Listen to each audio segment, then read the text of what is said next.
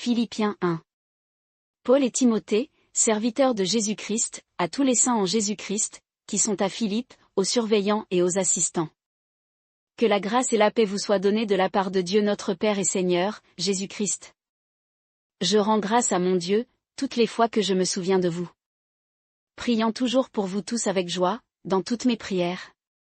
À cause de votre commun attachement à l'Évangile, depuis le premier jour jusqu'à maintenant.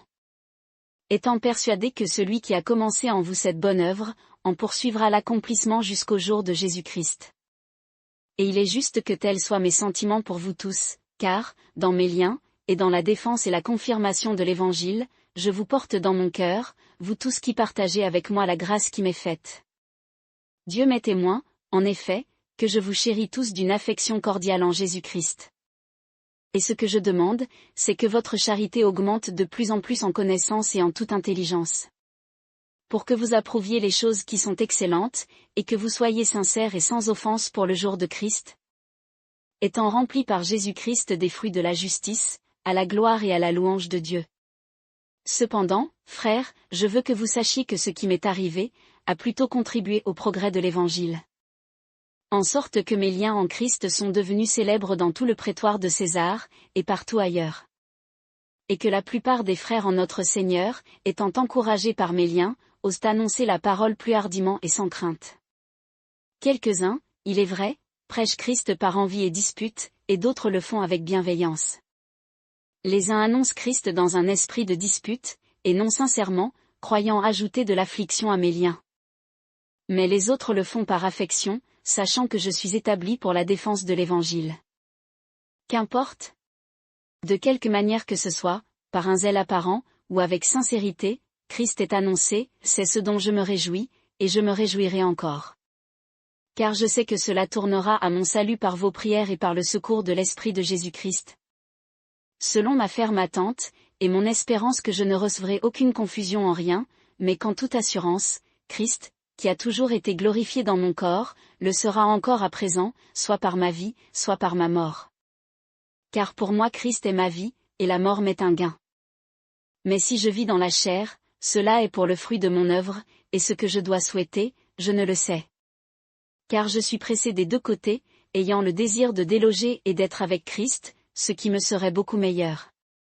Mais il est plus nécessaire pour vous, que je demeure en la chair. Et je suis pleinement persuadé que je resterai, et que je demeurerai avec vous tous, pour votre avancement et pour votre joie dans la foi. Que votre réjouissance abonde pour moi en Jésus-Christ, par mon retour au milieu de vous. Conduisez-vous seulement d'une manière digne de l'Évangile de Christ, afin que, soit que je vienne vous voir, ou que je sois absent, j'entende dire de vous, que vous persistez, dans un même esprit, à combattre, avec une même âme, pour la foi de l'Évangile, sans vous effrayer en rien des adversaires. Ce qui est pour eux une preuve de perdition, mais pour vous de salut, et cela de la part de Dieu. Parce qu'il vous a été gratuitement donné dans ce qui a rapport à Christ, non seulement de croire en lui, mais encore de souffrir pour lui. En soutenant le même combat où vous m'avez vu et où vous apprenez que je suis encore. Philippiens 2. S'il y a donc quelque consolation en Christ, s'il y a quelque soulagement dans la charité, s'il y a quelque communion d'esprit, s'il y a quelque compassion et miséricorde. Rendez ma joie parfaite, étant d'une même pensée, ayant une même charité, une même accord, un même raisonnement. Ne faites rien par contestation, ni par vaine gloire, mais que chacun de vous regarde les autres, par humilité, comme plus excellent que lui-même. Ne regardez pas chacun à votre intérêt particulier, mais aussi à celui des autres. Ayez-en vous les mêmes sentiments que Jésus-Christ. Lequel étant la substance permanente de Dieu, n'a point considéré comme usurpation d'être égal à Dieu. Mais il s'est dépossédé lui-même, ayant pris la forme d'un serviteur, devenant semblable aux hommes. Et, revêtu de la figure d'homme, il s'est abaissé lui-même, en se rendant obéissant jusqu'à la mort, même jusqu'à la mort de la croix. C'est pourquoi aussi, Dieu l'a souverainement élevé, et lui a donné un nom qui est au-dessus de tout nom. Afin qu'au nom de Jésus, tout ce qui est dans les cieux, et sur la terre, et sous la terre, fléchisse le genou. Et que toute langue confesse que Jésus-Christ est l'Éternel de gloire et Dieu le Père. Ainsi, mes bien-aimés, comme vous avez toujours obéi, non seulement comme en ma présence, mais plus encore maintenant en mon absence, Faites profiter votre salut avec crainte et tremblement. Car c'est Dieu qui produit en vous et le vouloir et le faire selon son plaisir. Faites toutes choses sans murmure et sans dispute. Afin que vous soyez sans reproche, et innocents, enfants de Dieu, sans condamnation au milieu d'une génération dépravée et perverse, au sein de laquelle vous brillez comme des flambeaux dans le monde. En y portant la parole de vie, en sorte qu'au jour de Christ, je puisse me glorifier de n'avoir point couru en vain, ni travaillé en vain. Et si même je sers d'offrande sur le sacrifice et le ministère de votre foi, j'en ai de la joie, et je m'en réjouis avec vous tous. Vous aussi de même, ayez de la joie, et vous réjouissez avec moi. Or j'espère, dans le Seigneur Jésus, vous envoyer bientôt Timothée, afin que j'aie bon courage, en apprenant votre état. Car je n'ai personne, qui soit si bien d'accord avec moi, pour se soucier vraiment de ce qui vous concerne. Car tous cherchent leurs propres intérêts, et non ceux de Jésus-Christ. Vous savez qu'il a été mis à l'épreuve, puisqu'il s'est mis avec moi au service de l'Évangile, comme un enfant avec son père. J'espère donc vous l'envoyer, dès que j'aurai vu l'état de mes affaires. Et j'ai cette confiance dans le Seigneur que je viendrai aussi moi-même bientôt. Mais j'ai cru nécessaire de vous envoyer Épaphrodite, mon frère, mon compagnon d'œuvre et mon compagnon d'armes, votre envoyé, et celui qui m'a secouru dans mes besoins. Car il désirait ardemment de vous voir tous, et il était fort en peine de ce que vous aviez appris qu'il avait été malade. Il a été malade, en effet, et près de la mort, mais Dieu a eu pitié de lui, et non pas de lui seulement, mais aussi de moi, afin que je n'eusse pas tristesse sur tristesse. Je l'ai donc envoyé avec beaucoup d'empressement, afin qu'en le revoyant, vous ayez de la joie, et que j'aie moins de tristesse. Recevez-le donc dans le Seigneur en toute joie, et honorez de tels hommes. Car il a été près de la mort pour l'œuvre de Christ, ayant exposé sa vie pour suppléer au service que vous ne pouviez me rendre vous-même. Philippiens 3. Au reste, mes frères, réjouissez-vous dans le Seigneur. Je ne me lasse point, quant à moi, de vous écrire les mêmes choses, et quant à vous, c'est votre sûreté. Prenez garde aux chiens, prenez garde aux mauvais ouvriers, prenez garde à la fausse circoncision. Car c'est nous qui sommes la vraie circoncision, nous qui servons Dieu en esprit, qui nous glorifions en Jésus-Christ, et qui ne mettons point notre confiance en la chair. Quoique je puisse, moi aussi, me confier en la chair. Si quelqu'un croit pouvoir se confier en la chair, je le puis encore davantage. Moi, circoncis le 8e jour, de la race d'Israël, de la tribu de Benjamin, hébreu, né d'Hébreu, quant à la loi, pharisien. Quant aux zèles, persécuteur de l'Église, quant à la justice selon la loi, irréprochable. Mais ces choses qui m'étaient un gain, je les ai regardées comme une perte, à cause de Christ. Bien plus, je regarde toutes choses comme sans valeur, en comparaison de l'excellence de la connaissance de Jésus-Christ mon Seigneur, pour qui j'ai renoncé à toutes choses, et je les regarde comme des ordures, afin que je récolte Christ. Et que je sois trouvé en lui, ayant, non point ma justice, celle qui vient de la loi, mais celle qui s'obtient par la foi en Christ, la justice de Dieu par la foi.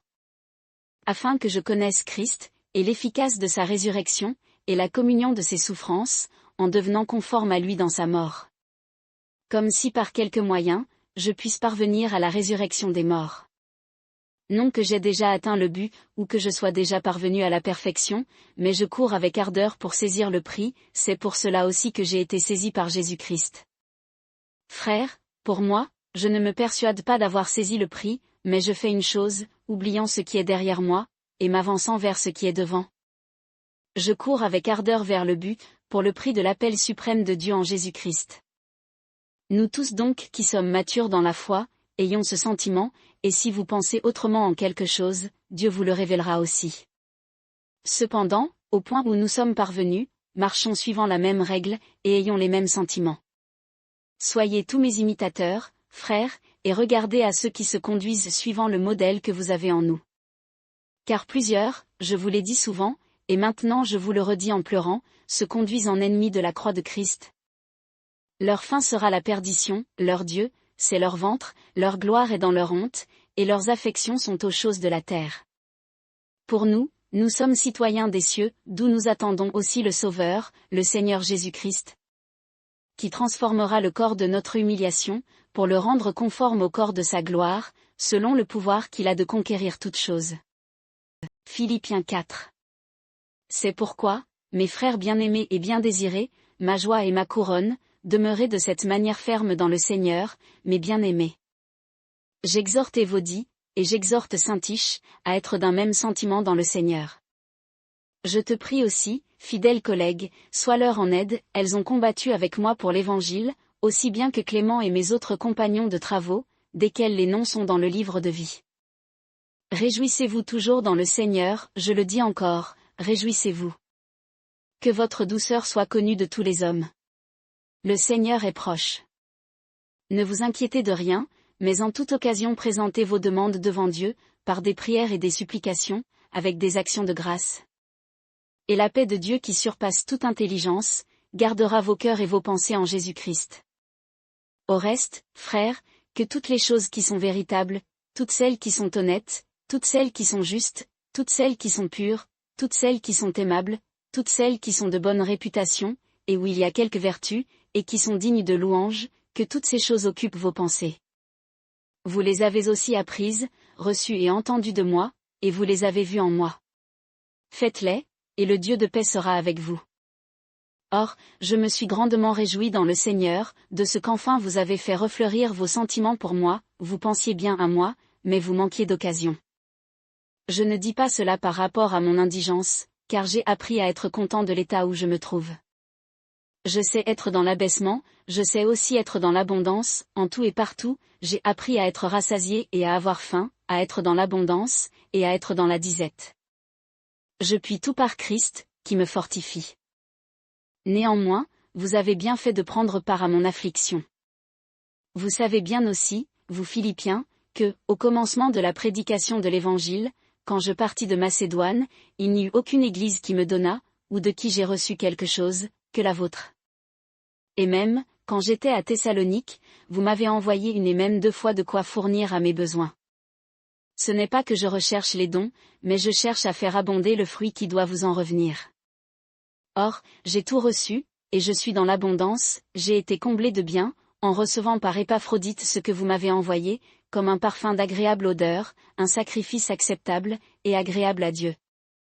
Et mon Dieu pourvoira aussi à tous vos besoins, selon ses richesses, avec gloire, en Jésus-Christ. Or, à Dieu notre Père soit la gloire au siècle des siècles. Amen. Salut et tous les saints en Jésus-Christ, les frères qui sont avec moi vous saluent. Tous les saints vous saluent, et principalement ceux de la maison de César. La grâce de notre Seigneur Jésus-Christ soit avec vous tous. Amen.